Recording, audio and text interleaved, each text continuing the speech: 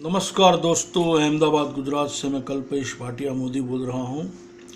हमारे प्रधानमंत्री नरेंद्र मोदी जी को 4 साल 3 महीने हो गए हैं।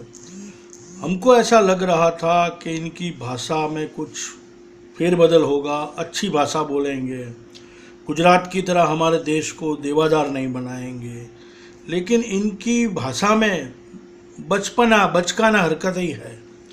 आज वो देश के प्रधानमंत्री हैं, इनको जानना चाहिए कि देश की आबादी 125 से 130 करोड़ जनता के बीच में ही है। फिर भी वो दिल्ली से बोलते हैं कि मेरे कहने पर देश की 125 करोड़ परिवार ने गैस की सब्सिडी छोड़ दी। अरे मोदी जी, कुछ दिमाग चलाइए। पूरे देश के अंदर सिर्फ और सिर्फ 35 करोड़ परिवार भी नहीं है और गैस का कनेक्शन करीबन 15 से 17 करोड़ परिवार के बीच में ही है। और आप देश को जैसे उल्लू समझ रहे हो। आपकी भाषा में हर आदमी आ जाएगा, ये मत कहिए। जब श्रीलंका के प्रेसिडेंट आए थे तो इनकी मिसिस को आपने मिसिस न बोलते हुए MRS कह दिया था। आपके भाजपा के अध्यक्ष वो भी अभी उल्लू बना रहे थे देश की जनता को, अमित शाह, कि मोदी जी ने 50 करोड़ गरीब परिवारों के लिए काम किया है। कौन सी उपलब्धि है आपकी? 3 या 4 उपलब्धि देश को दिखा दो, या किसी अच्छे पत्रकार के साथ में जाहिर में बैठ जाइए।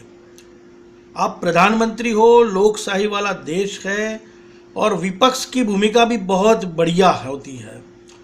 विपक्ष के तौर पे वाजपेयी जी ने जो काम किया उसको याद करो और उसके सामने राहुल गांधी या दूसरी विपक्ष पार्टियों से अच्छी तरह पेश आओ। राहुल गांधी पिछले 6-8 महीने से 1 साल से कह रहे हैं कि रफाल सौदे की बात जाहिर करो। क्यों नहीं करते आप? एक नागरिक के तौर पे मेरा भी हक होता है। जो गुप्त बातें हैं उसको गुप्त रखिए, लेकिन कम से कम विपक्ष को तो कहिए। आज राहुल गांधी आपको कहते हैं मैं जाहिर में आपसे बात करने तैयार हूँ, तो ये फिर आप नहीं करते तो ये लोकशाही नहीं है। लोकशाही में प्रधानमंत्री, उनकी कुर्सी पर हम उनकी इज्जत करते हैं, लेकिन नागरिक के तौर पर हमको भी तो सही बात जानने का हक है, क्योंकि हम में से आप चुन कर गए हो, हमारे प्रतिनिधि के तौर पर चुन के गए हो। और मुझे भी आज ये बोलना पड़ा है कि कोई भाजपा का संसद भी आपके सामने आवाज़ नहीं उठा रहा है। ऐसी भाषा में आप बात मत करिए। अभी बचकाने की बात की आपने कि नाले के गटर से गैस और उससे काम हो जाता है। क्यों देश की जनता को परेशान करते हो ऐसे बयान से? साहब क्यों कर रहे हो? हमको 15 लाख रुपए चाहिए, हमको नौकरी चाहिए, हमको रोजगार चाहिए, उसकी बात कीजिए। ये बचकाना बातें करके अपना टाइम ना निकालो।